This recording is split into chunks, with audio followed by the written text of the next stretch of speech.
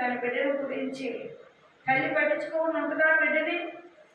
వాడు చిన్నప్పుడు కానీ ఎలా పెరిగాడు, వాడు 10th క్లాస్ నుంచి ఎలా పెరిగాడు, ఇంటర్లోకి వెళ్ళి ఎలా పెరిగాడు, అలాగే డిగ్రీకి వచ్చి ఎలా పెరిగాడు, లేకపోతే జాబ్కి ఎలా పెరిగాడు, నా పిల్లవాడు ఎలా ఉన్నాడని ఒక తల్లి చెప్పుద్ది.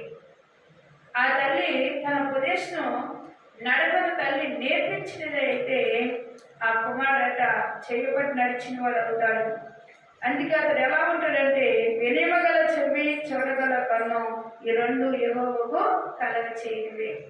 దేవుడు ఎప్పుడు కూడా తన దృష్టిని సృష్టి మీద ఉంచాడు కాబట్టి మనం ఎలా నడుస్తున్నామో దేవుడికి ఎరుగును. మనం చెప్పినంత మాత్రమే కాదు, మనం అలా కాదండి ఇలాగని అంటే దేవుడి దగ్గర మాట్లాడడానికి ఉండదు. ఎందుకంటే ఆయన కనుదృష్టి అందరి మీద ఉంది. నువ్వు ఎరగకపోయినా ఆయన చెప్పగలడు. అందుకే ఈ రెండు యెహోవాకు కలగజేసినవే కనుక లేమికి భయపడి నిద్రించు ఆసక్తికి విడువము.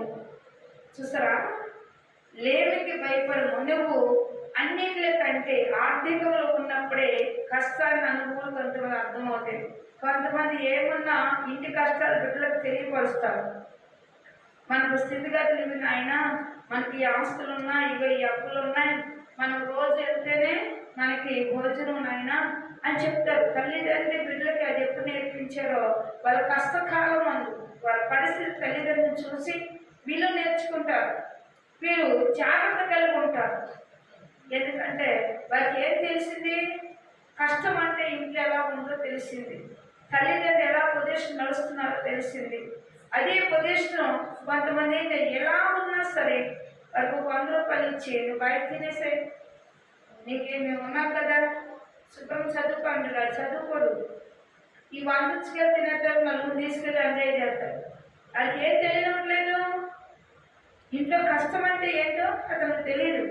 తల్లిదండ్రులు ఎక్కడ కష్టపడి చెప్తున్నారో తెలియదు. ఎందుకంటే తల్లి చెప్పట్లేదు, తండ్రి చెప్పట్లేదు.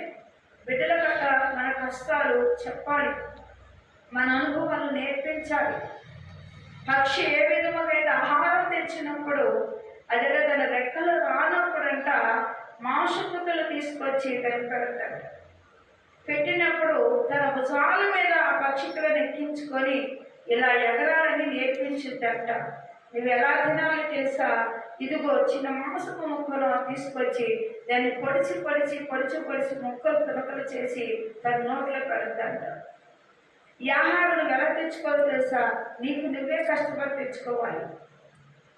కూర్చుకోవడానికి నువ్వు ఎలా అంటే తల్లి ఏ విధంగా కష్టపడుతుందో తన పిల్లలకు కూడా నేర్పించుద్దంట.